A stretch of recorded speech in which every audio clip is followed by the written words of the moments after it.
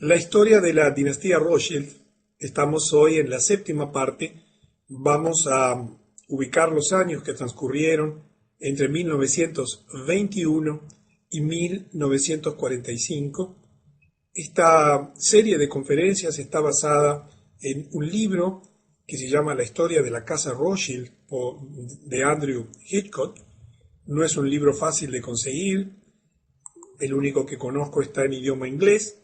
No sé si hay traducción, pero bueno, quizás lo puedas conseguir allí en tu país. Habíamos dejado en 1921.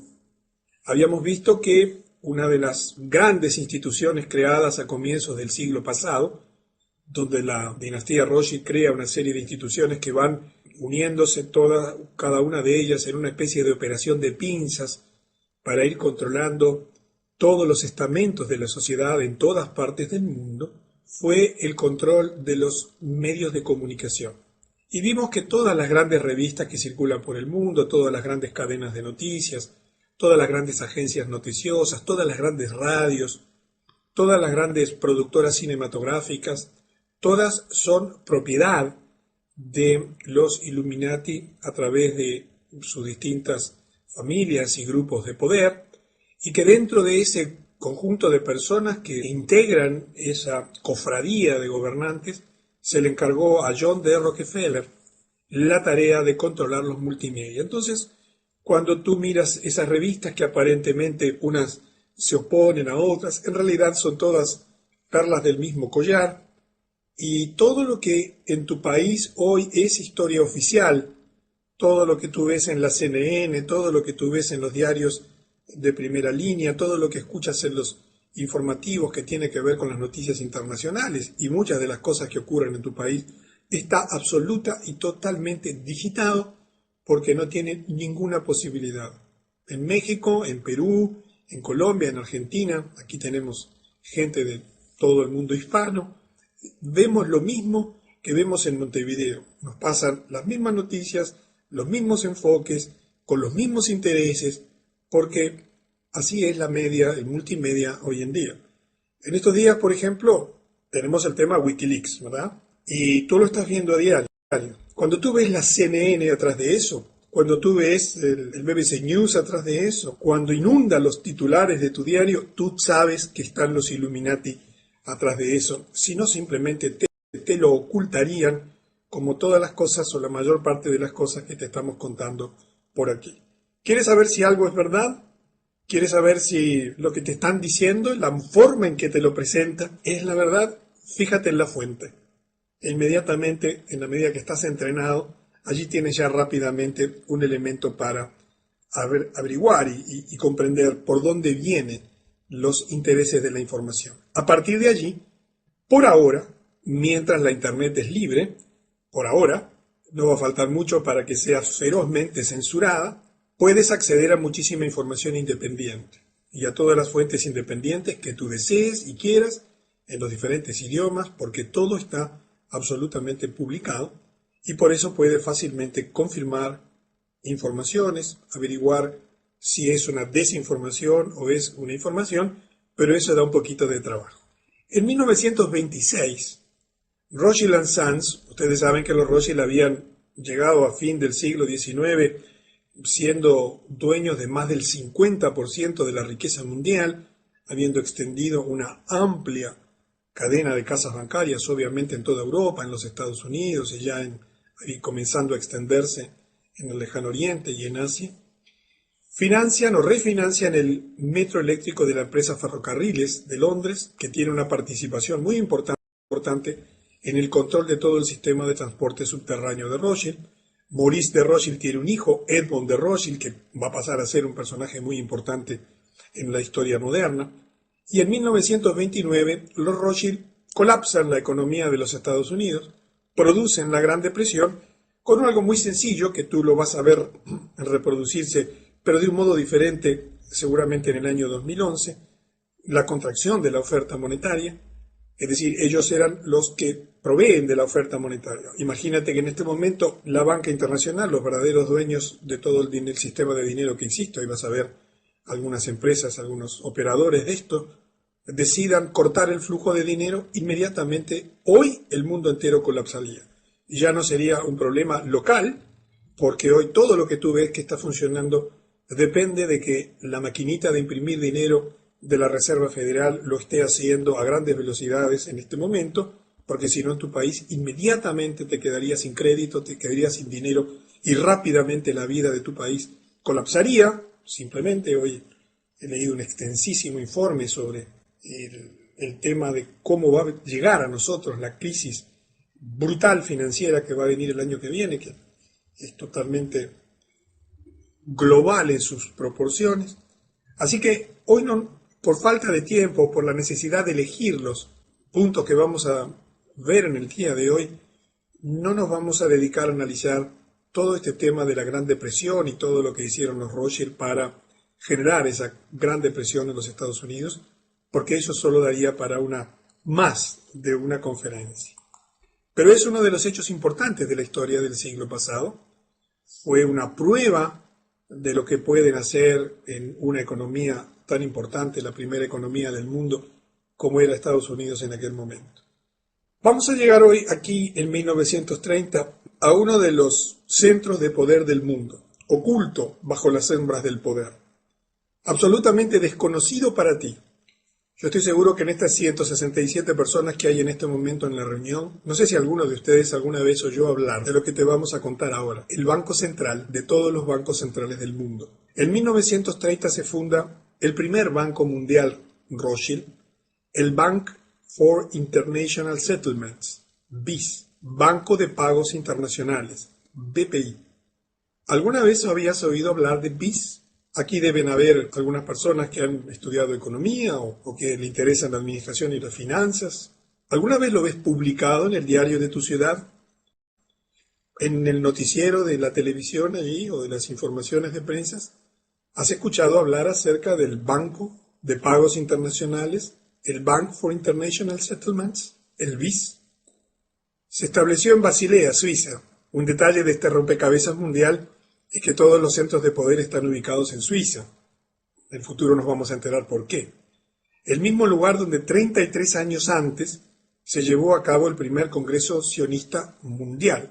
Y como sabes, todo lo que hoy estás viendo y que está ocurriendo tiene como fuente de poder la organización sionista en el mundo.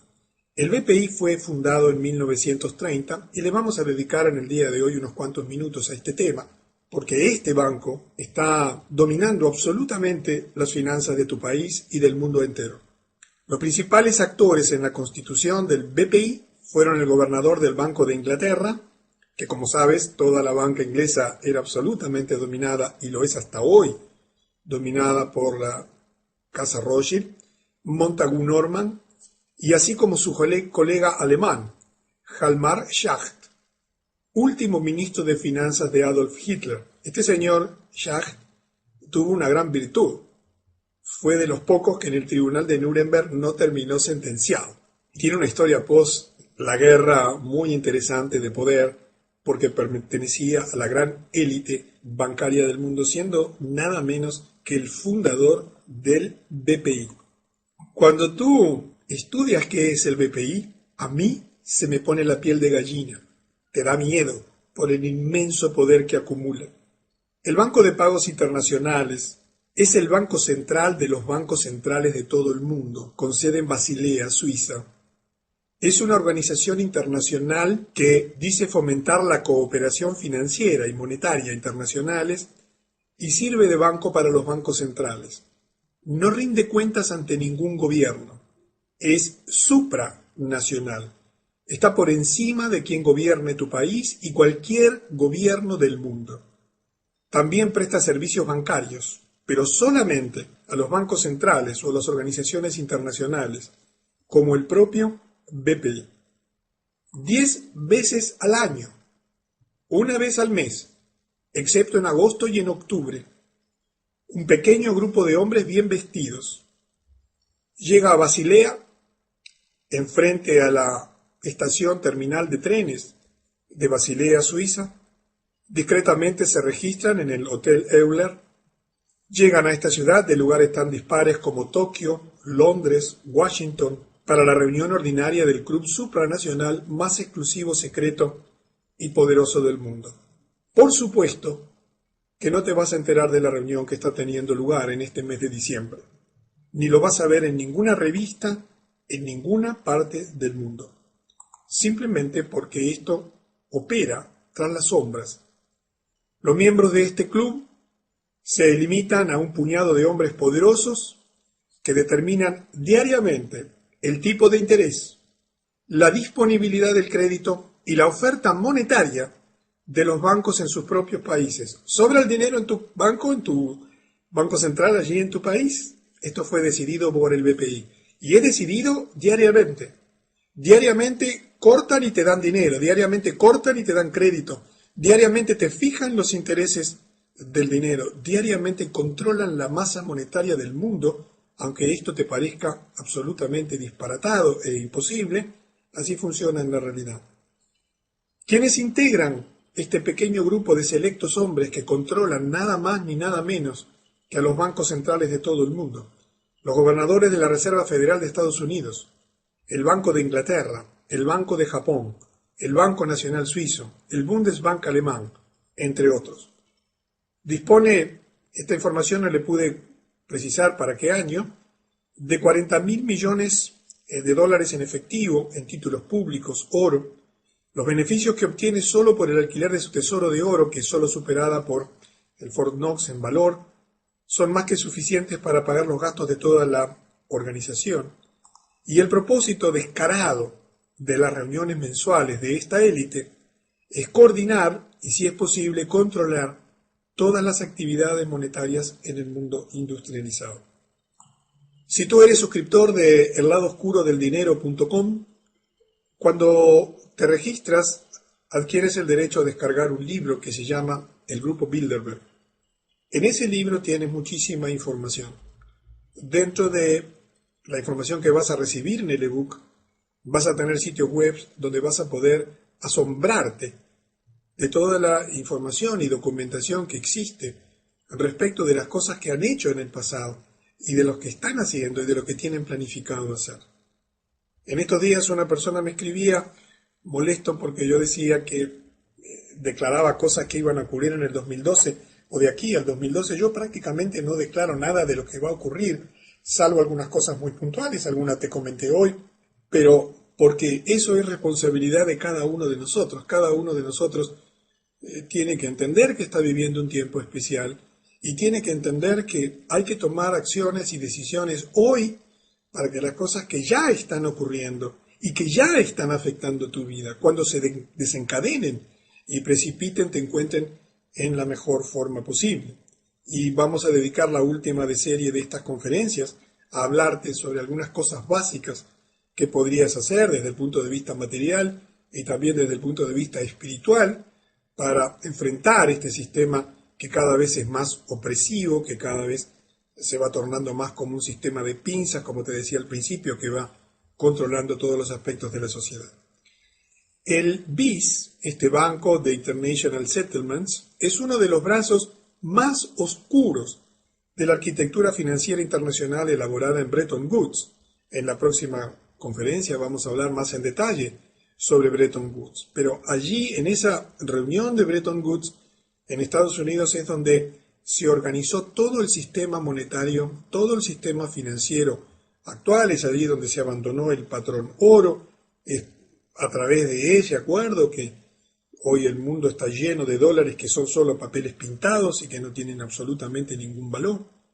Y está estrechamente vinculado al Grupo Bilderberg. Es controlado, como te decía, por una élite interna que representa a todos los más importantes bancos centrales del mundo. Observa que John Maynard Keynes, que fue quizás el economista más influyente de todos los tiempos, quería cerrar este banco, porque él sabía, como lo sabe cualquier persona informada, que fue utilizado para lavar dinero de los nazis en la Segunda Guerra Mundial. Tú tienes que comprender que los nazis, para haber podido financiar su guerra, necesitaron dinero.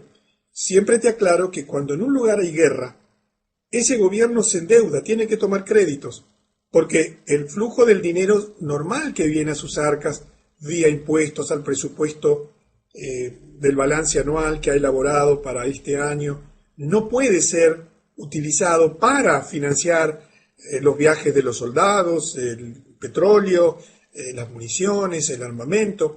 Por lo tanto, automáticamente piden dinero prestado. Y allí, por supuesto, aparecen siempre todos estos grupos bancarios para dar dinero, porque dan el dinero a cambio de que la devolución sea garantida con los impuestos de la gente. Por eso, en tu país, si ha participado de guerras, ha terminado endeudado y teniendo que pagar fuertes reparaciones de guerra, tanto como ganador como perdedor. A comienzos del año 2006, ahora hace unos poquitos años, el BIS, para que tengas una idea que nos está afectando hoy modernamente, ya en ese momento publicó un documento en el que pedía el fin de las monedas nacionales, a favor de un modelo global de moneda única. Cuando en poco tiempo tú veas una moneda única, sabes que eso fue creado ya hace muchos años, que ya fue diseñado financieramente y que es un proceso absolutamente inevitable. En un informe publicado allí en un pedacito del Telegraph de Londres sobre las tasas de inflación del Reino Unido, se expresa que este BPI ha sugerido abandonar las muchas monedas nacionales a favor de un pequeño número de bloques monetarios formales basados en el dólar, el euro, el yen y el renminbi. No sé si sabes lo que es el renminbi, es la moneda oficial china, ¿verdad? Que tiene una unidad de medida en el yuan, pero en realidad la moneda de ellos es esta que te he comentado allí. Y ya de esto se está hablando hoy en día, está inundando todos los portales que van preparando la nueva situación. En 1900, así que el BIS, del cual nunca habías oído hablar hasta el día de hoy probablemente, es una de las grandes herramientas absolutamente en las sombras que tienen para dominar financieramente lo que ocurre en tu país y en todos los países del mundo. En 1933, Rothschild financia a IBM, quien comienza a proveer a Alemania de las máquinas de tarjetas perforadas necesarias para ayudar a organizar y gestionar la identificación inicial y la expulsión social de los judíos, la confiscación de sus bienes y su exterminio.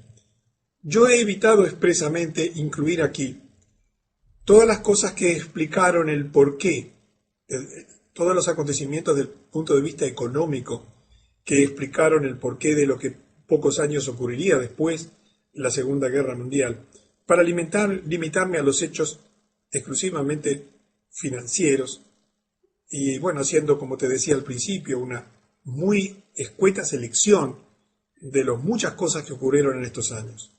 Thomas Watson, que fue el fundador de IBM, aceptó en junio de 1937 una distinción que se volvería en su contra, una medalla que Adolf Hitler creó para extranjeros que demostraron ser dignos del Reich alemán.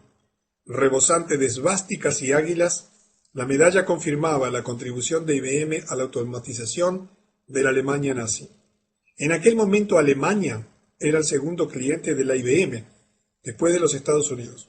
Los historiadores han documentado ampliamente cómo la tarjeta perforada de IBM, precursora de las computadoras, desempeñó un papel importantísimo en áreas que iban desde la puntualidad de los trenes alemanes hasta el programa de rearme de Hitler, pasando por los datos de censos que constituían en aquel momento un elemento clave para la política racista nazi.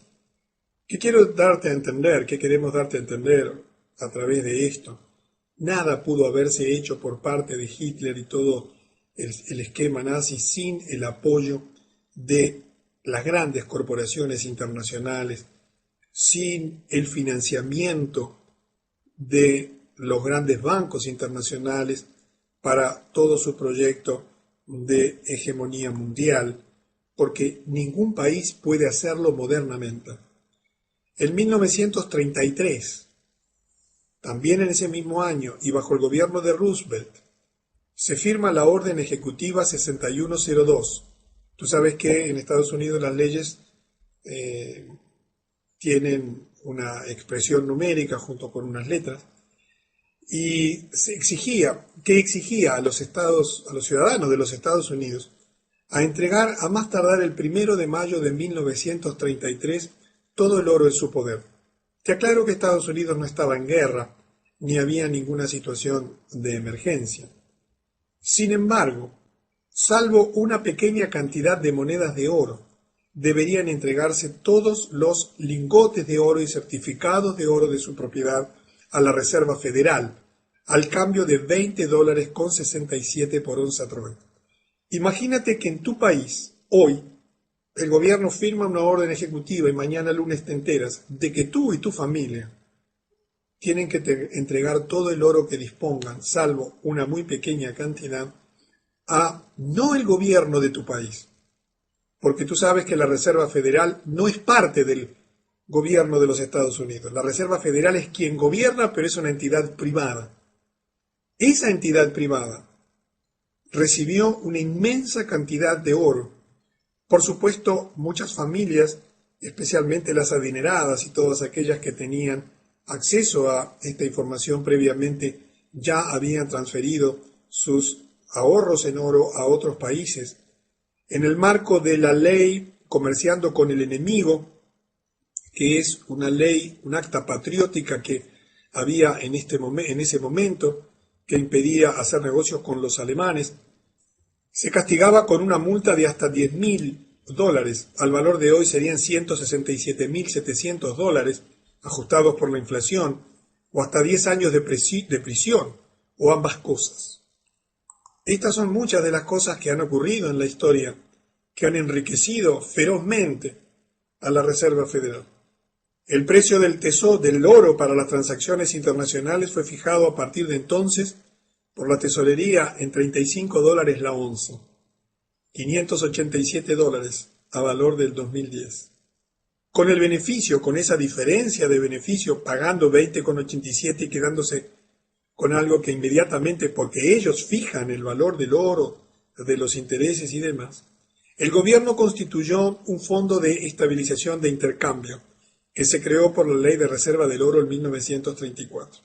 Acá tienes el sello del Departamento del Tesoro de los Estados Unidos, fundado en 1789, que por supuesto que como buen escudo de una institución perteneciente a los Illuminatis tiene 13 estrellas, tiene una balanza y tiene una llave, que son por supuesto símbolos masónicos de adoración satánica, que obviamente flamean en todas las grandes, en los logos de todas las grandes instituciones, como hemos venido viendo en estas conferencias. Y así avanza la historia. 1933 fue un año de muchos acontecimientos importantes. El 16 de noviembre de ese año 1933, el presidente Roosevelt reconoce el régimen sionista de Stalin en Rusia, y ya hemos visto cómo todo ese régimen que hizo caer a la Rusia zarista y que instaló un régimen dictatorial comunista fue organizado por los sionistas. Ya hemos visto la lista de los nombres de todos los fundadores, que eran todos judíos, sionistas, judíos askenazí, sin consultar con el Congreso. Es decir, que Roosevelt ese día reconoció al régimen. Es como si en tu país el presidente reconozca a un Estado sin informarle al Congreso cuando esto es requisito. Y ello provocó que casi 8.000 ucranianos marchasen en aquel momento en protesta en Nueva York. También este año, en 1933, ocurre algo extraordinario. El presidente Roosevelt imparte la orden de incluir en cada billete dólar, en el que tú tienes allí en tu bolsillo o en tu casa, el ojo que todo lo ve, junto con el lema Novus Ordo Seculorum, nuevo orden de los siglos o de las eras. Y vamos a detenernos unos minutitos en analizar todos los símbolos masónicos y cabalistas que existen en el dólar. En realidad no son todos, porque hay más, pero hemos seleccionado de alguna imagen que hemos encontrado en internet los más importantes. Comenzando desde la parte superior y de izquierda a derecha, tú ves una frase que dice Anuit Coeptis. Anuit Coeptis quiere decir se anuncia la concepción. ¿La concepción de qué? De un nuevo mundo, de un nuevo orden mundial.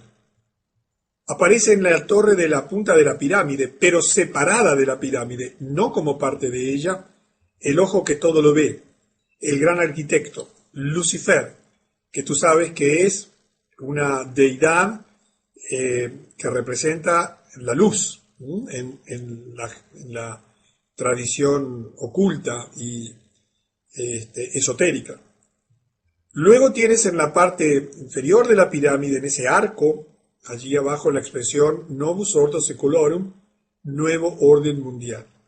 Del lado derecho, en la imagen de la derecha, tienes la expresión E pluribus unum, de muchos uno. Luego tienes una cantidad de estrellita, por supuesto 13 estrellas iluminadas, que fueron además las 13 colonias originales iluminadas.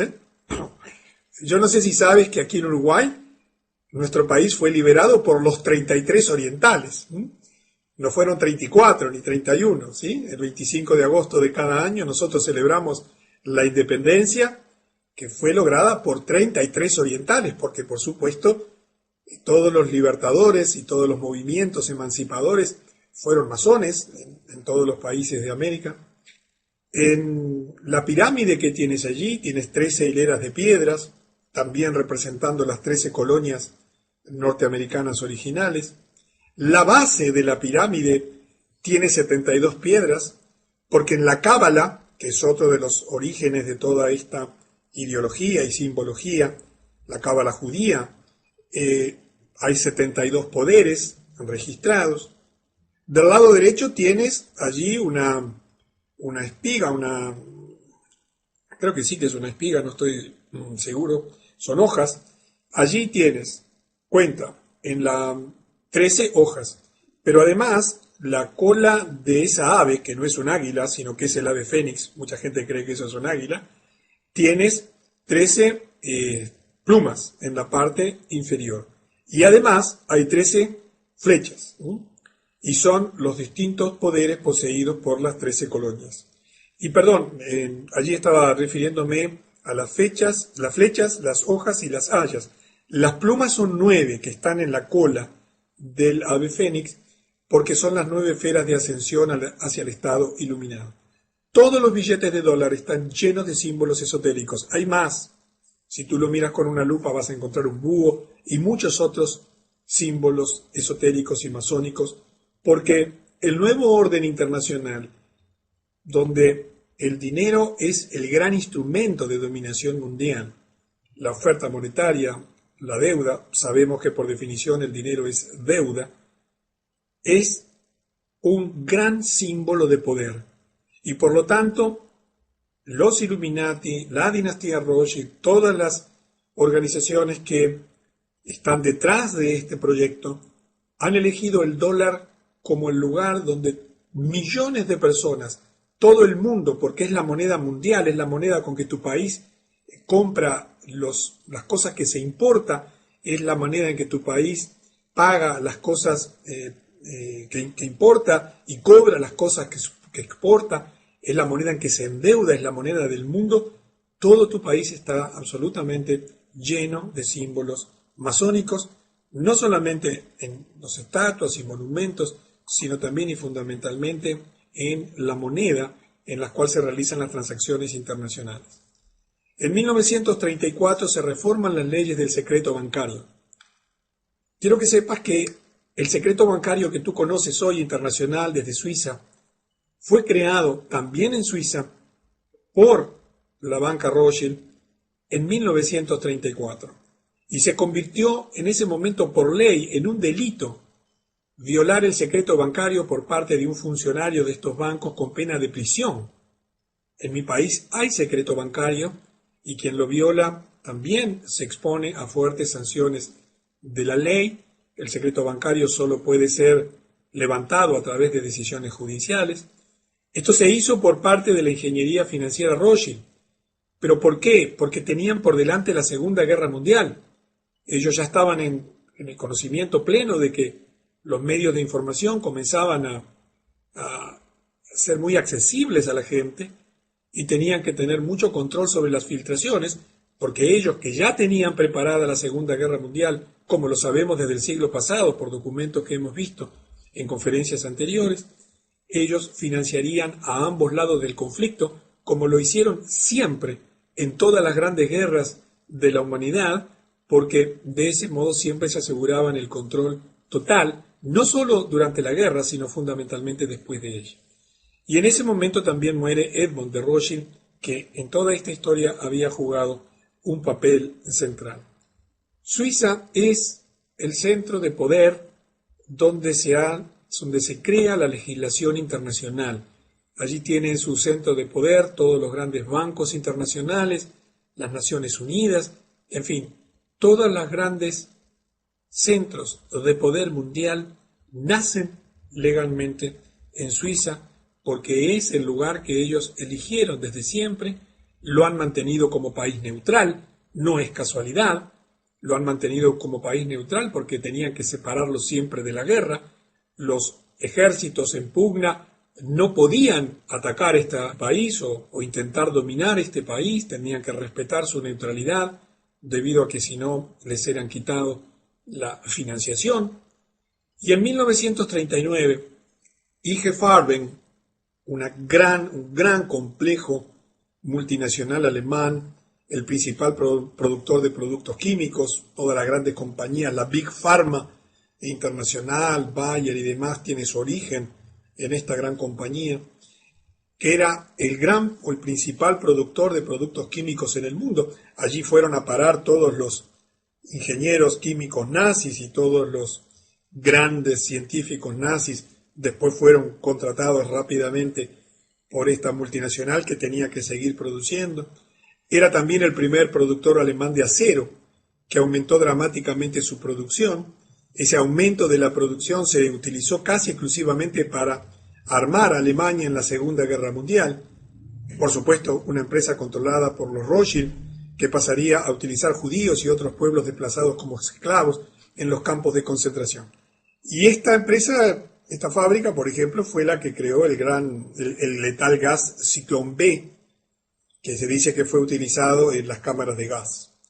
El 1 de septiembre, la Segunda Guerra Mundial comenzó con la invasión alemana a Polonia. No es de interés para este ciclo definir las causas de la guerra, sobre eso hay muchísima discusión e historiadores, sino simplemente tratar de hilar una cantidad de acontecimientos y centrarnos fundamentalmente en el uso de las finanzas como medio de gobernación mundial. Acá quiero aportarte un dato histórico muy interesante. Yo te decía en la invitación para la conferencia, si sabes quién se sospecha que fue el abuelo de Hitler, un abuelo desconocido. Y te voy a contar una historia absolutamente documentada. En 1940, un señor Keller, en su libro Dentro de la Gestapo, indica lo siguiente de María Anna, tiene un apellido allí alemán, disculpen mi pronunciación, Schick-Gruber, la abuela de Adolf Hitler. Esta era una joven llegada a Viena que se convirtió en empleada doméstica de los Rothschild, de la mansión Rothschild, para servir en su mansión. Los historiadores dicen que el abuelo desconocido de Hitler debe probablemente buscarse en esa magnífica casa. Esto es respaldado por más historiadores aquí, por ejemplo Walter Langer en su libro La mente de Hitler. Dice que el padre de Adolf, que se llamaba Alois Hitler, era el hijo ilegítimo de María Anna y que ella vivía en Viena y que al tiempo de la concepción trabajaba como sirvienta en la casa del barón Rothschild. Tan pronto como la familia descubrió su embarazo, fue enviada de vuelta a su casa donde el padre de Hitler nació. Ahora, hay mucha especulación respecto de quién fue el abuelo. Y como muchos historiadores opinan, y esto es un hecho controversial, no confirmado, quizás habría sido el mismísimo barón Rothschild, pero esto de ninguna manera es un hecho objetivo y plenamente documentado. En un análisis superficial puede parecer poco probable que Hitler fuese un Rothschild, pero, de nuevo, cuando se descubren los beneficios que los Rothschild obtuvieron de esta guerra, las conexiones financieras y políticas, es posible imaginar perfectamente una conexión Rothschild y que no parezca tan descabellado como podría parecer en un primer momento, nada menos que con toda la maquinaria nazi de la Segunda Guerra Mundial. Pero viene bien la anécdota para ponerle un poquito de distensión a todo este tema tan oscuro, tan complejo que nos plantea la situación financiera que se fue tramando y elaborando a lo largo de los siglos y que hoy está oprimiendo tu país y la mayor parte de las familias que viven allí, así como sucede también en mi país. En 1941, Estados Unidos entra en guerra. El presidente Roosevelt lleva a Estados Unidos a la Segunda Guerra Mundial. También aquí hay muchos estudios y muchas ideas sobre las verdaderas causas. Aquí vamos a darte una de las causas que tienen que ver con la situación financiera mundial. Y dice que el presidente Roosevelt llevó a la guerra a Estados Unidos en la Segunda Guerra por negarse a venderle a Japón toda la chatarra de acero más petróleo que Japón necesitaba. Recordemos que Japón estaba en guerra con China y que sin la chatarra de acero y sin el petróleo de los Estados Unidos no podía continuar la guerra porque dependía como proveedor principal de los Estados Unidos y por lo tanto Roosevelt podía pensar que esta acción podría provocar a los japoneses para vengarse o tomar represalias contra los Estados Unidos. Y bueno, cosa que aparentemente después ocurrió, digo aparentemente en el sentido de como causa posible del ataque de los japoneses a Pearl Harbor, porque también sobre este tema hay muchísima información y desinformación respecto de quién verdaderamente financió y generó el ataque a la flota de los Estados Unidos en Pearl Harbor, por qué estaba allí toda concentrada ese día. En fin, hay mucha historia y mucha madeja para desenredar sobre este tema que fue principal en la historia moderna, porque generó nada menos que la integración de los Estados Unidos a la Segunda Guerra Mundial y un cambio o un giro en los acontecimientos. En 1942, Prescott Bush, padre de los futuros presidentes de Estados Unidos, George W. Bush, le fue incautada su compañía en el marco de esa ley que yo te decía, denominada Comerciando con el Enemigo, que prohibía el financiar o negociar con empresas alemanas. Él estaba financiando a Hitler desde América, mientras que los soldados americanos estaban siendo asesinados por los soldados alemanes. Por otra parte, también, en ese entonces los judíos eran masacrados por los mismos soldados alemanes, y sin embargo es interesante puntualizar que la ADL, ¿recuerdas la ADL? La Liga de Antidifamación es una de las organizaciones de control mundial más importantes que existen, nunca criticó a los Bush por ellos. Te voy a poner aquí un enlace de estos días.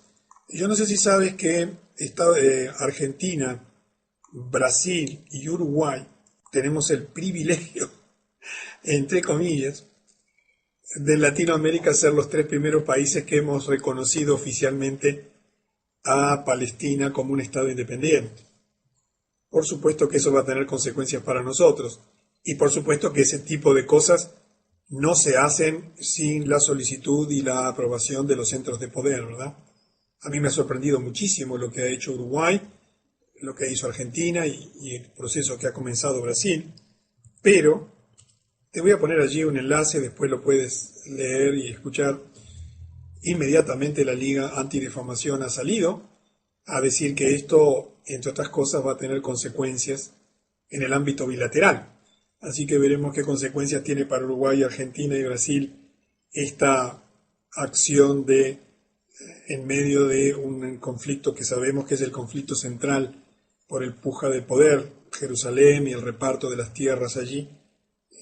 Bueno, que hayamos tomado partido oficialmente por reconocer un Estado que Israel niega hasta el hartazgo como es el Estado palestino.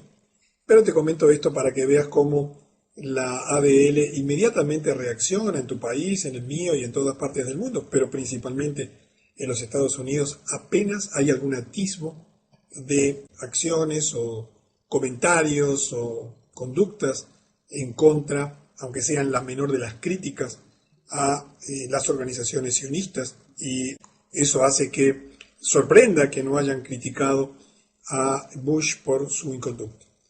En 1944, en Bretton Woods, New Hampshire, se crean 2 nuevos bancos. Y aquí llegamos a 2 instrumentos de poder absolutamente extraordinarios desde el punto de vista financiero en nuestro tiempo.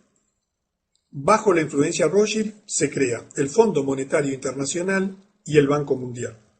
Yo te voy a leer aquí los objetivos del Fondo Monetario Internacional declarados hace 66 años, para que tú veas cómo es posible que 2 bancos creados nada menos que por los dominadores de toda la riqueza mundial o de gran parte de ella con el acuerdo y el beneplácito de la casi totalidad de los países del mundo, con todos los recursos financieros, políticos y de información que tú te puedas imaginar, hayan fracasado tan estrepitosamente en sus objetivos fundacionales. No solamente fracasar, sino lograr exactamente lo contrario pocas décadas después. Eran los objetivos fundacionales del Fondo Monetario Internacional. Allí tienes del lado derecho su logo y por supuesto puedes acceder a la página web fácilmente. Promover la cooperación monetaria internacional a través de una institución permanente que proporcionaría un mecanismo de consulta y colaboración en materia de problemas monetarios. Facilitar la expansión y el crecimiento equilibrado del comercio internacional y contribuir con ello a promover y mantener altos niveles de ocupación e ingresos reales y a desarrollar los recursos productivos de todos los países asociados como objetivos primordiales de política económica. Si no te lo tomas en gracia, realmente es una tragedia mundial. 3. Promover la estabilidad de los cambios. Asegurar que las relaciones cambiarias entre sus miembros sean ordenadas y evitar las depreciaciones con fines de competencia. 4. Ayudar a establecer un sistema multilateral de pagos para las operaciones en cuenta corriente efectuadas entre los países y a eliminar las restricciones cambiarias que pudieran estorbar el crecimiento del comercio mundial. 5. Infundir confianza en los países miembros al poner a su disposición los recursos del fondo en condiciones que los protegieran, dándoles así la oportunidad de corregir los desajustes de sus balanzas de pago sin recurrir a medidas que pudieran destruir la prosperidad nacional e internacional. 6. Como consecuencia de la función anterior, reducir la duración y la intensidad del desequilibrio de las balanzas de pago internacionales. Realmente solo el diablo y sus adoradores pudieron ser tan maquiavélicos y tan malos, haber creado un organismo internacional declarando públicamente estos objetivos, con todos los recursos disponibles para haber logrado pocos años después exactamente lo contrario. Quiero que entiendas que lo que está pasando en tu vida y en tu país ha sido absolutamente diseñado por los centros de poder, que se ocultan bajo una apariencia de corderos, de buenas intenciones, pero que en la realidad son verdaderamente diabólicos y demoníacos. El Banco Mundial, abreviado como BM, en inglés World Bank, es uno de los organismos especializados de las Naciones Unidas, por supuesto como el Fondo Monetario, que se define como una fuente de asistencia financiera y técnica para los llamados países en desarrollo. Su propósito declarado, yo quiero que adviertas el propósito de este banco. Fue creado con un inmenso poder, con recursos absolutamente ilimitados, con esta finalidad que te voy a mencionar ahora. Su propósito declarado en su carta fundacional era reducir la pobreza mediante préstamos de bajo interés, con créditos sin intereses a nivel bancario y apoyos económicos a las naciones en desarrollo.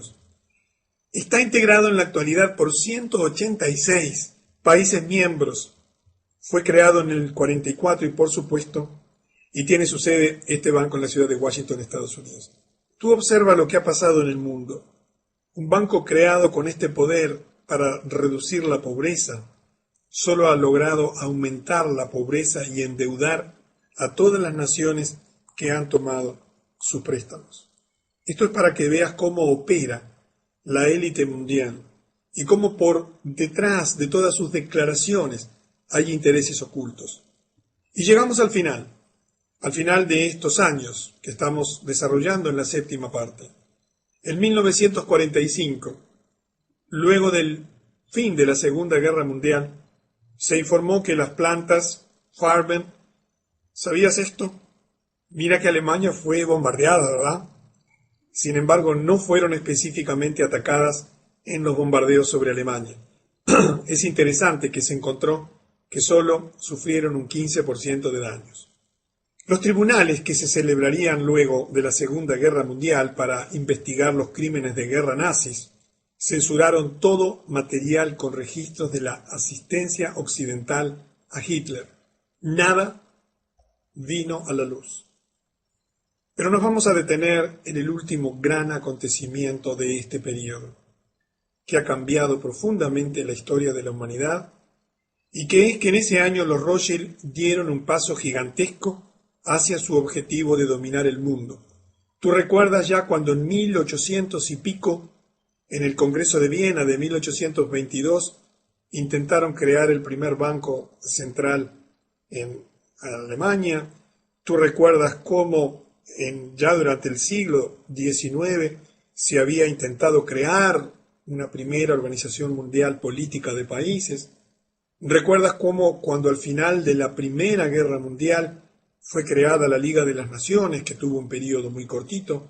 Pero ahora sí, en el fin de la Segunda Guerra Mundial, logran crear su gran instrumento de control político a nivel mundial, las Naciones Unidas. Las Naciones Unidas hoy tienen el control de lo que ocurre en el Ministerio de Salud de tu país, en el Ministerio de Defensa, en la educación de todos los organismos de enseñanza que existen en tu país. Tiene bajo el control la producción de alimentos. Vamos a hablar extensamente en la próxima reunión sobre el tema de las Naciones Unidas, porque esta es la pieza que ha venido a cerrar el círculo de poder por parte de los grandes financistas internacionales de todas las cosas que están ocurriendo en el mundo. En la octava parte de la dinastía Rothschild nos vamos a encontrar para abarcar acontecimientos ya mucho más cercanos a nosotros. Te sorprenderás de las cosas que también vas a escuchar y que ocurrieron en la octava parte de la dinastía Rothschild. La historia de la dinastía Rothschild, octava parte. En esta octava parte vamos a cubrir el periodo de 1945 a 1963, y como muchas veces hemos aclarado a lo largo del ciclo, estamos tratando de entender cómo es que existe un grupo de personas que integran una dinastía familiar, la dinastía de la familia Rothschild, asociada ya modernamente por casamientos y demás a otro pequeño grupo de familias, que tienen el control prácticamente total de los acontecimientos que están ocurriendo en el mundo y sin cuyo conocimiento tú no puedes entender qué es lo que está ocurriendo a nivel mundial, todo este sistema opresivo que se ha vuelto sobre los seres humanos en todas partes de la Tierra y que nos ha alejado de nuestra condición natural,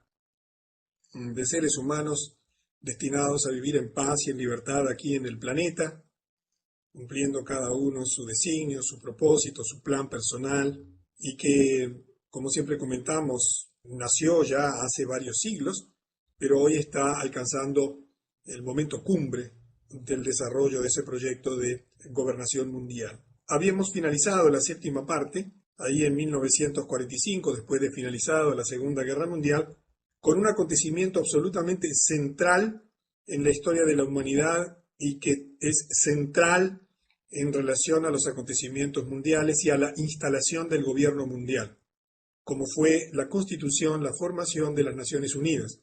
Un viejo proyecto Rothschild que había comenzado y fracasado al final de la Primera Guerra Mundial con la Liga de las Naciones, pero que ya tenía su antecedente en el Congreso de Viena de 1812, en fin, una cantidad de intentos de establecer un gobierno supranacional como lo es el gobierno de las Naciones Unidas, que hoy controlan tu vida, ¿sí? Cuando, por ejemplo, dicen que hay una pandemia mundial, pregúntale a los amigos mexicanos que están aquí cómo les fue, las Naciones Unidas inmediatamente, verticalmente, lanzan una orden y allí tu Ministerio de Salud, el de mi país en Uruguay, el de Perú, el de Venezuela, inmediatamente tienen que acatar órdenes porque han firmado acuerdos y si no los cumplen, inmediatamente son sancionados, se le quitan préstamos, asistencia técnica, ayuda militar, etcétera, etcétera, y por lo tanto son obligados. Y en este momento, por ejemplo, si tú conocieses el Reglamento Mundial de Salud, te horrorizarías de lo que podría pasar en tu país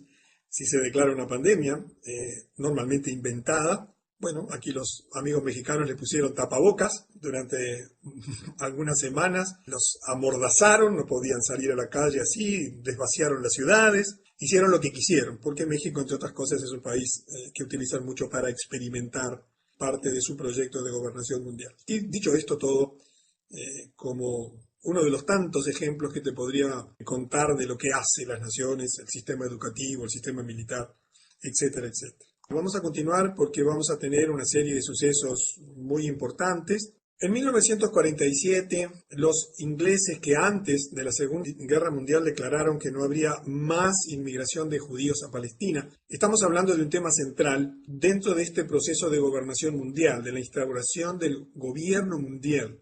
Dentro de ese proceso, la creación del Estado de Israel y particularmente el control de Jerusalén es una parte esencial del proyecto de gobernación mundial. ¿Por qué? Porque quieren instalar el gobierno mundial en Jerusalén, que es el lugar por definición donde intentan poner un gobierno absolutamente contrario a los intereses de Dios. Es una ciudad elegida para su pueblo por Jehová, el Dios de los judíos, que fue, digamos, instaló esa ciudad como una ciudad santa, y por eso esa puja mundial que hay por ese territorio, no es casualidad, y entonces el proceso de control de toda esa zona palestina es absolutamente importante comprenderlo para entender los sucesos mundiales, porque en poco tiempo verás acontecimientos que te van a dejar pasmado allí en esa zona. Recuerda que hubo un acuerdo entre la familia Rothschild y el gobierno de Inglaterra para incorporar a Estados Unidos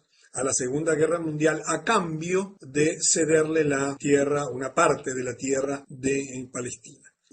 Cuando llega el año 1947, habían declarado ya antes de la Segunda Guerra Mundial que no habría más inmigración de judíos a Palestina. ¿Por qué? Porque tenían que proteger a los palestinos y a los propios soldados británicos que vivían allí por un grupo armado israelí. Y entonces transfirieron el control de Palestina a las Naciones Unidas. Es decir, ¿qué hizo Inglaterra? Se sacó de arriba el problema y se lo dio a las Naciones Unidas. La resolución 181 de 1947 fue un momento muy importante porque en esa resolución, después puedes ver en internet, yo hoy te voy a dar, y lo voy a hacer todas las reuniones que tengamos de aquí en más sobre este tema, un archivo al final para que tomes un par de temas y busques información si te interesa. Como les he comentado, al final del ciclo vamos a entregar un ebook con todo lo fundamental, los fundamentos bibliográficos de todo lo que estamos afirmando. Y esta resolución 181 de las Naciones Unidas para Palestina dividió esa tierra en dos estados. Allí tú tienes una imagen que en la siguiente diapositiva la vamos a ver mucho más ampliada. Esa era una tierra que hacía 1300 años le correspondía a los palestinos. Allí vivían palestinos y una muy pequeña cantidad de judíos, apenas un 6%, pero en forma totalmente ilegítima, sin ningún derecho, simplemente para cumplir el acuerdo, la promesa, recuerdan la declaración Balfour que vimos en reuniones anteriores, para cumplir la promesa que le había hecho el gobierno inglés a Estados Unidos de que si entraba en la guerra, entonces le cederían Palestina al Consejo Mundial Sionista. Se divide la zona en dos estados, uno sionista y otro árabe, con Jerusalén, pero según la resolución 181 debiendo permanecer como una zona internacional para el disfruto de todos los credos religiosos. Esa transferencia fue programada para el año siguiente, para el 15 de mayo de 1948. En realidad las Naciones Unidas no tenían ningún derecho legítimo, no tenían ninguna ley ni nada que les amparase para entregar las propiedades a los árabes. Como yo les decía, los judíos tenían solo el 6% como propiedad de Palestina en ese momento. Sin embargo, la resolución decidió que a Israel se le iba a dar el 57% de la tierra y dejando a los árabes, que hasta ese momento eran dueños del 94%, con solo el 43%. En esta próxima diapositiva tú vas a ver lo que ha ocurrido en las últimas décadas. Del lado izquierdo tú tienes la zona en disputa, todos los mapas corresponden a la misma zona. Lo que tú ves en verde del lado izquierdo era la tierra palestina y judía hasta 1946. En verde, la zona palestina. En blanco, los espacios propiedad de familias y de residentes judíos. En 1947, que es la segunda columna, se reparte esa zona y las Naciones Unidas le dan el 47% a los judíos y es la zona que tú ves en verde, en blanco. Ves cómo avanza, quedando reducida o reducido el territorio palestino a la zona verde. Pero luego viene un proceso de ocupación constante de tierras palestinas. Allí ves lo que ocurrió entre 1949 y 1967, cuando la guerra de los 6 días. Y allí ves el avance blanco que representa el avance judío, como va perdiendo Palestina, para llegar al año 2000 y nuestra situación actual, que es aún peor que lo que tú estás viendo, porque prácticamente de toda la tierra se ha apropiado el Estado de Israel, reduciendo a los palestinos a una zona sumamente reducida, y eso es explicativo de no solamente el proceso invasor e imperialista, sino fundamentalmente explica también la rebelión de los palestinos y mucho de lo que está ocurriendo modernamente en la política internacional. Y quizás si tú recién estás hoy por primera vez escuchando esta octava conferencia, no asocies muy bien lo que significa esto en tu vida, pero este conflicto, esta decisión de los sionistas en el mundo de influir de usar las Naciones Unidas, porque fueron constituidas por ellos, recordemos el Tratado de Versalles, ¿verdad?, donde estaba, por ejemplo, Rothschild era el anfitrión principal, donde se decidió la constitución de la Liga de Naciones. Entonces, hoy ese conflicto está siendo un meollo del mundo y, bueno, de allí se espera que surja la Tercera Guerra Mundial y muchos acontecimientos que van a significar un cambio profundo en la historia de la humanidad. En 1948, recordemos que el 15 de mayo fue la fecha acordada para la sesión de derecho y la fecha oficial de la Constitución del Estado de Israel. El presidente Harry Truman había sido sobornado por los Rothschild con $2 millones que fueron utilizados para su campaña presidencial y reconoció a Israel como un Estado soberano. Es interesante que si tú miras la historia de los sucesos de ese reconocimiento, Estados Unidos fue el primer país que lo reconoció. Demoró 11 minutos, como dice allí, después que se independizó como nación en reconocerlo. Y es interesante un registro histórico de una declaración de Truman en una reunión en la Casa Blanca el 10 de noviembre del 45 a los enviados de Arabia Saudita, Siria, Líbano y Egipto. Lo siento, señores, pero tengo que responder a cientos de miles que están ansiosos por el éxito del sionismo. No tengo cientos de miles de árabes entre mis electores. Todo este tipo de cosas demuestra la influencia permanente del sionismo en los Estados Unidos en relación a Israel. Por eso es que en las Naciones Unidas el veto de las resoluciones contra Israel siempre tiene que ver con Estados Unidos. Jamás vas a ver en ningún medio de prensa información sobre la capacidad nuclear de Israel, que es el gran poseedor de armamento nuclear. Tú ves todos los días que se habla de Irán como un posible país que dispone de armas nucleares, pero nunca vas a oírte hablar de Israel, que es el que verdaderamente tiene el poder nuclear en la región. Y este juego de poder es absolutamente trascendente porque muchas de las dificultades que tú tienes en la vida y que tienen en tu país tienen que ver con este proceso de gobernación mundial, con esas inmensas transferencias de dinero fenomenales que hay desde tu país hacia la banca financiera internacional. Recordemos la semana pasada cuando hablamos del BIS. ¿Recuerdas el BIS? El Banco Central de los bancos centrales del mundo, que seguro no sabías que existía. Cuando hablamos del Banco Monetario Internacional, del Banco Mundial y del Fondo Monetario Internacional. Pero vamos a uno de los acontecimientos que para mí son más descriptivos de todo lo que hay por detrás de lo que tú estás viendo. Ya nos habíamos referido a esto hace algunas reuniones, algunas conferencias, cuando hablamos acerca de la bandera de Israel y su relación con el hexagrama rojo de la familia Rothschild. En ese año, en 1948, recuerda que bajo la influencia de Theodor Herzl, se creó la bandera de Israel. Se dio a conocer, a pesar de que había una tremenda oposición interna, debido a que el emblema de la bandera es una versión en color azul de los Rothschild, del hexagrama rojo o sello rojo. Recuerdas que Rothschild quiere decir en alemán sello rojo. fue un cambio en su apellido para poder utilizar y hacer una referencia directa a ese hexagrama rojo, hoy también mal conocido como la estrella de David. Eso irritó a muchos judíos. Y vamos a ver algunas de las muchas razones que hacen y sorprende que en la bandera de Israel se haya elegido nada menos que un símbolo absolutamente satánico para utilizarlo como el emblema nacional. Una primera razón es que ese hexagrama representa o es el símbolo del dios Baal, el dios Moloch. Este hexagrama fue usada por religiones esotéricas antiguas como el símbolo de Moloch, que era descrito como un demonio de sacrificios forzados. Es conocido que en la antigüedad se hacían sacrificios de niños. Los judíos, a través de Moisés, cuando recibieron esta información, está en el libro de Éxodo, fueron severamente advertidos sobre esta situación, que no debían ser adoradores del dios Baal, y unos miles de años después, el símbolo de ese demonio termina en su bandera. En segundo lugar, el símbolo de hexagrama es el símbolo también de Astaroth. Astaroth es un demonio descrito como el tesorero, señor del infierno. Fue usado también en relaciones, aquí tienes derecho a una representación de las tantas que hay de este demonio, y abajo su representación bajo la forma de un hexagrama. Imagínate, para los judíos correctos, para los judíos que realmente sabían de qué estaban hablando, tener que ver flamear en su bandera nada menos que ese símbolo. Ese símbolo también está asociado al búho como símbolo de Moloch. Es de hecho una representación de Moloch y una divinidad babilónica, y también de Lilith, que es una divinidad sumeria. Tú puedes encontrar a Moloch o el búho en diversos símbolos del poder de Estados Unidos. Yo te voy a mostrar el del dólar, por ejemplo, en el Capitolio o en el Congreso. Aquí tienes una imagen de la caverna bohemia. Es un lugar donde se reúnen los principales integrantes de la masonería, allí en los Estados Unidos, en Nueva York, para adorar esta imagen que, como la ves, es un búho, y allí se dice que inclusive realizan sacrificios.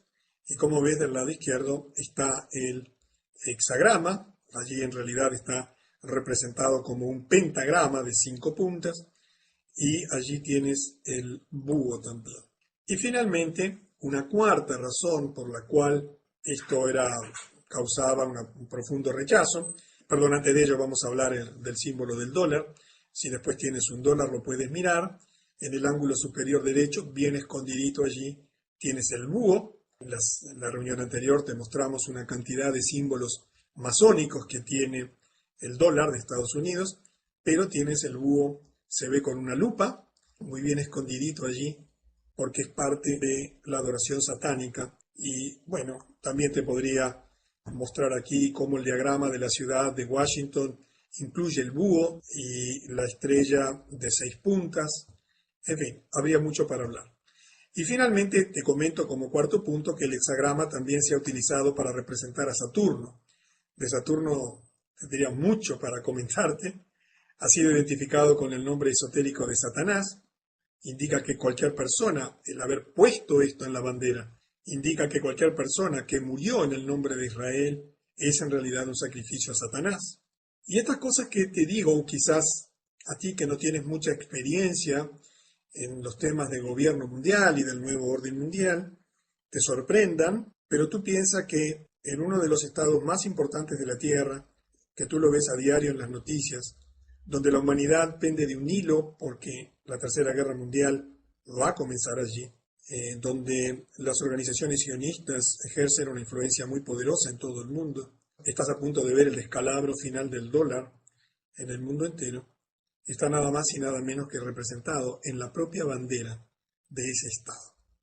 Y es necesario comprender esto para entender cómo juega este proceso de gobierno mundial y por qué hay intención aviesa, diabólica, satánica, de oprimir a la humanidad. En realidad, el emblema normal y natural de la bandera de Israel era el menorá, o sea, el candelabro de 7 brazos. Este es un candelabro que le fue dado a los judíos por Jehová, por su Dios, que estaba en el templo que ellos tenían en Jerusalén, donde estaba el arca del pacto. Es el verdadero símbolo de la liturgia judía. Es el más antiguo símbolo judío provisto por Jehová a su pueblo. Mientras que el hexagrama ni siquiera es un símbolo judío, no existe en la liturgia judía.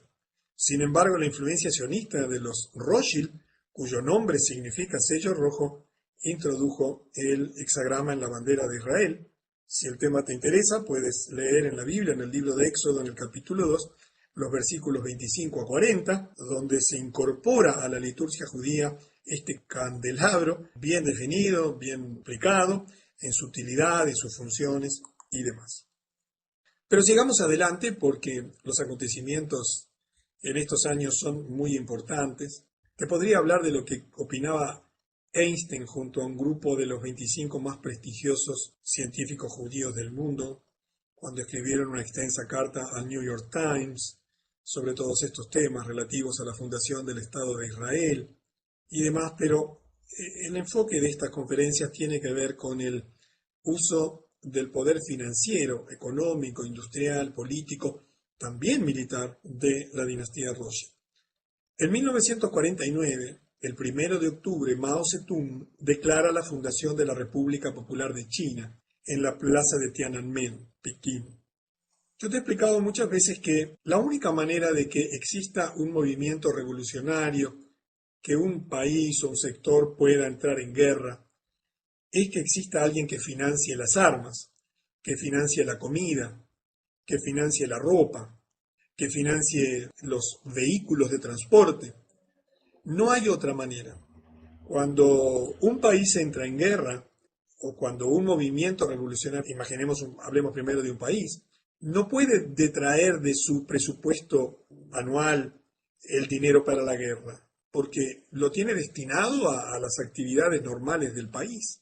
Debe pues endeudarse, y allí es que aparece la banca internacional financiando, por supuesto, como ya lo hemos visto en innumerables casos, a los dos lados de la guerra, ¿verdad? Como en la guerra mundial financiaban a los nazis y también financiaban a los aliados.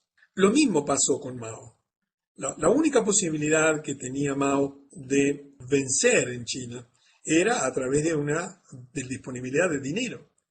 Y la historia es muy clara en esto, no la historia oficial, la que te han contado, ¿verdad? Sino la historia real, la historia que tú puedes encontrar en fuentes independientes, en el sentido de que fue financiado por la banca internacional, por la banca Rothschild, quienes ya habían creado anteriormente el comunismo en Rusia. Estuvo muy asociado Mao a estos agentes Rothschild como Salomón Adler, un exfuncionario del Tesoro de los Estados Unidos, que era un espía soviético, como Israel Epstein, el hijo de un judío bolchevique que había sido encarcelado por el zar de Rusia por tratar de fomentar una revolución, y por Frank Cohen, un alto funcionario del Fondo Monetario Internacional, propiedad de los Rothschild. Debido a la escasez de tiempo, no podemos extendernos más en el tema Mao, pero en el ebook tendrás información ampliatoria si es que este tema te interesa, porque es una parte interesantísima de la historia de la humanidad. En 1951, el 1 de abril, se forma el servicio secreto de la agencia de inteligencia israelí, el Mossad, la que pasará a aterrorizar al mundo, y tendría también muchísimo para hablarte de este tema. El lema del Mossad es probablemente el lema de los servicios secretos. Bueno, el libro es un poco duro en la descripción, más repugnante en el mundo. Dice, por la vía del engaño harás la guerra. Y tendría muchísimo para hablarte, pero simplemente te estoy mostrando puntos que, unidos a los que hemos visto en los últimos 200 años, muestran mojones, son piezas de un rompecabezas que te permiten armar, en definitiva, lo que está ocurriendo en la historia de la humanidad. En 1953, dentro de la expansión comercial y financiera, industrial, los Rothschild fundan la Terranova Corporation Limited para desarrollar 60.000 millas cuadradas de tierra en Terranova, en Canadá. Incluía una central hidroeléctrica para aprovechar el poder de las cataratas Hamilton, más tarde llamadas cataratas Churchill. En ese momento fue el mayor proyecto de construcción a ser llevado a cabo por una empresa privada. Y en 1955 Edmond de Rothschild funda la Compañía Financiera de París. Tú recuerdas que la operación de pinzas por la cual se está controlando el mundo abarca varios aspectos de la historia de la humanidad o del desenvolvimiento de la humanidad. Por un lado, la clave central es el manejo del dinero. Como lo sabes y te lo hemos explicado en muchas de las reuniones, en muchas de las conferencias, el dinero es deuda en sí mismo y es utilizado como un instrumento de dominación mundial. Por eso el dólar hoy, hasta hoy por lo menos, maneja todas las economías del mundo. Tu país no puede importar si no tiene dólares, pero no puede fabricar dólares, no tiene una imprenta, porque la imprenta está en manos del grupo Rothschild, de las grandes casas bancarias del mundo, dentro de la Reserva Federal, de la cual hemos hablado ya extensamente. Por lo tanto, tu país o consigue dólares como consecuencia de la exportación de sus productos o como consecuencia del ingreso de capitales, o de lo contrario tiene que endeudarse para poder comerciar internacionalmente. Pero además, en esa operación de pinzas, se fue extendiendo y, por ejemplo, hemos visto cómo todos los medios de comunicación hoy son controlados por las organizaciones sionistas y tú solamente vas a recibir una información absolutamente manipulada, tendenciosa y generadora de una historia oficial que, por cierto, es bien diferente de la historia real, de lo que realmente está ocurriendo. También dentro de esa operación de pinzas para dominar el mundo, tenemos el uso de los sistemas educativos. No es casualidad el deterioro de los sistemas educativos en todo el mundo, no es casualidad la crisis educativa que hay en todo el mundo y la uniformidad de los sistemas educativos en todo el mundo, que por supuesto vienen perfectamente diagramados desde las Naciones Unidas vía la UNESCO a tu país, al mío y a todos. También en esa operación de pinzas se utiliza el poder político y hemos visto cómo se han creado innumerables organizaciones políticas con la finalidad de infiltrar los distintos partidos políticos. Son financiados ambos bandos, izquierda, derecha, no importa de arriba, de abajo, en todos los países del mundo por los mismos grupos financieros para luego obtener el dominio y el control de esas situaciones. También en el área de la salud, hoy vemos cómo la operación de pinzas también afecta al área de la salud, donde se obliga a vacunar masivamente, donde están estableciendo severísimas normas de control del funcionamiento de los sistemas. También en los sistemas de alimentación, ya en este momento está teniendo vigencia el Códex Alimentario, que ya está rigiendo en tu país, en el mío, en todo el mundo, y te vas a sorprender de las cosas que verás en los próximos años en relación al control de la producción y distribución de alimentos, así como en la producción y la distribución de los suplementos dietarios, las políticas poblacionales, y en fin, dentro de este proyecto y dentro de este proceso, la creación de la riqueza a través del dominio de todos los sectores industriales fundamentales, de todos los sectores comerciales y de servicios fundamentales, es una estrategia fundamental y hemos visto a lo largo de las conferencias el crecimiento fenomenal de riqueza, que inclusive a fines del siglo XIX ya los ubicaba dominando y teniendo el control de más del 50% de la riqueza del mundo. En 1957, James de Rothschild, uno de los principales, muere y él deja un gran legado, una gran herencia a el Estado de Israel para ser destinada a la construcción del edificio sede del Parlamento, el Knesset. Él afirmaba que la Knesset debía ser un símbolo a los ojos de todos los hombres de la permanencia del Estado de Israel, y también en ese mismo año muere Maurice de Rothschild, y cada una de estas muertes es muy importante porque es sucedido por el hijo menor dentro de la dinastía, dentro de la forma en que se heredaban los derechos para seguir manejando los negocios y las distintas actividades del grupo. En 1962, dentro de ese proceso de crecimiento económico, los Rothschild crean la Imetal o Imetal como una compañía que agruparía a todos sus intereses comerciales e industriales en la minería. Por ejemplo, toda la minería del mundo está controlada por esta empresa que pertenece a Rothschild. En este momento hay un Rothschild, creo que es Nathanael, un hombre joven, que está creando lo mismo hoy, en este año 2010, pero en la industria del carbón. En la industria del carbón no existe una compañía que controle todo el mercado del carbón. Ya ha aportado $3.000 millones para la fundación de esa compañía, pero en poco tiempo también la producción y distribución de carbón a nivel mundial va a ser absolutamente controlada por los Rothschild como una de las industrias energéticas claves. La China solo, imagínate lo que gastan de carbón, que es su fuente de energía, una de las fuentes de energía fundamentales para su desenvolvimiento industrial. En ese año, Frederick Morton publica un libro, Los Rothschild, en el que señala, a pesar de que tienen el control de decenas de empresas industriales, comerciales, mineras y de turismo, no aparece en ellas el nombre Rothschild. Y observa la reflexión que él hace. Al ser empresas privadas, donde los Rothschild no aparecen en primera fila, las casas familiares Rothschild, la familia, no necesitan, y de hecho nunca lo hicieron, publicar una sola hoja de balance en forma pública o de cualquier otro informe de su situación financiera. Ya sabemos que nunca la Reserva Federal, que nada más ni nada menos que imprime los dólares para todo el mundo y que se los presta al gobierno de los Estados Unidos, nunca fue auditada, nunca publicó un balance, pero lo mismo sucede con las familias Rothschild. Y esta actitud demuestra su verdadero objetivo, permanecer ocultos tras de bambalina, ejerciendo, monopolizando, dominando, eliminando la competencia y creando su propio monopolio comercial, industrial y de servicios en el mundo, como de hecho hoy está ocurriendo. Y llegamos ya al final de este proceso, de este periodo. En 1963, el 4 de junio, el presidente John Fitzgerald Kennedy, el 35 presidente de los Estados Unidos, firmó la orden ejecutiva 11.110, que devolvió al gobierno de Estados Unidos la facultad de emitir moneda sin pasar por la Reserva Federal, propiedad de los Rothschild.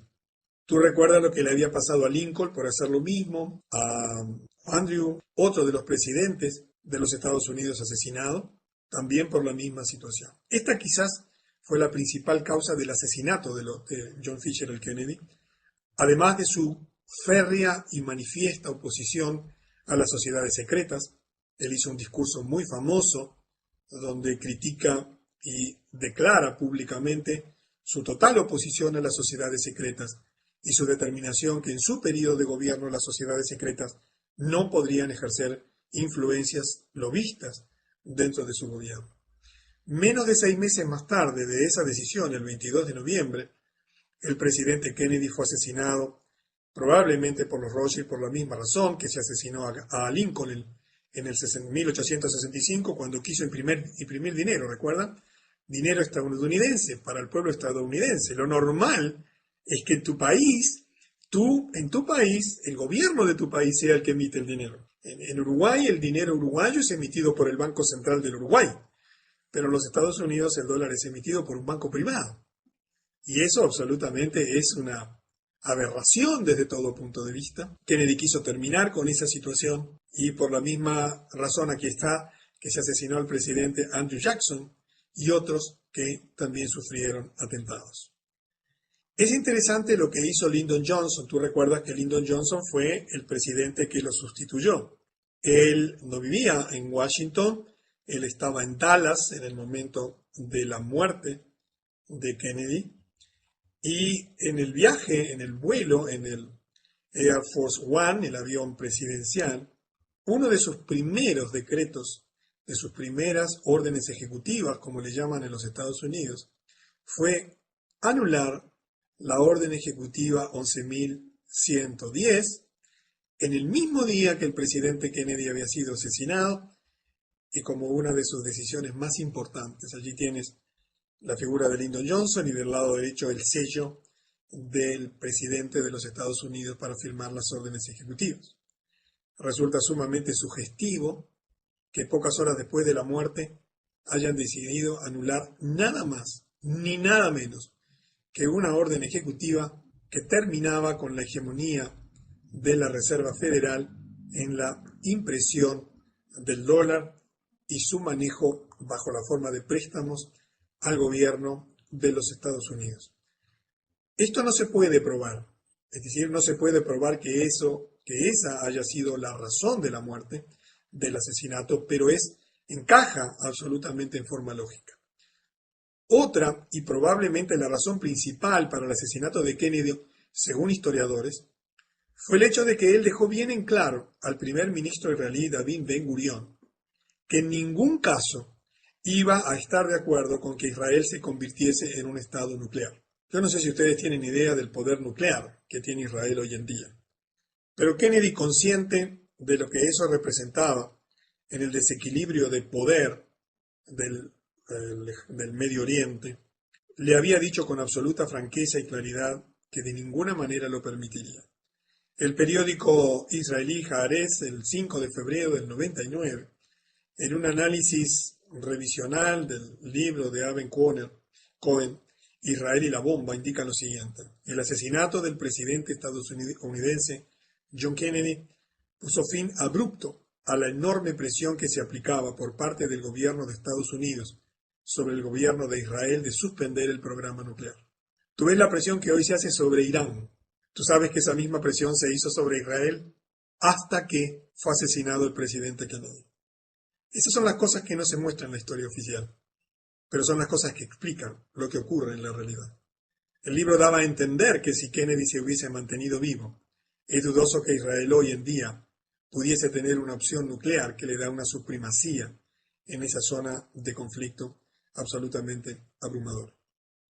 Si hiciésemos un resumen de este periodo, veríamos una cantidad de sucesos perfectamente hilados, perfectamente orquestados, amalgamados, en la dirección de la instauración del gobierno mundial. En primer lugar, las Naciones Unidas, que es la clave del gobierno mundial. Cuando se haga la declaración final de paz y seguridad en Jerusalén y se reparta, tú verás allí a los ejércitos de las Naciones Unidas controlando esa situación en garantía de, entre comillas, de la paz y seguridad de ese territorio. Has visto durante este periodo un creciente dominio de los Rothschild de la zona de Palestina, porque esto es parte central de su proceso de gobernación hegemónica, porque el gran objetivo final es instaurar el gobierno mundial nada menos que en Jerusalén.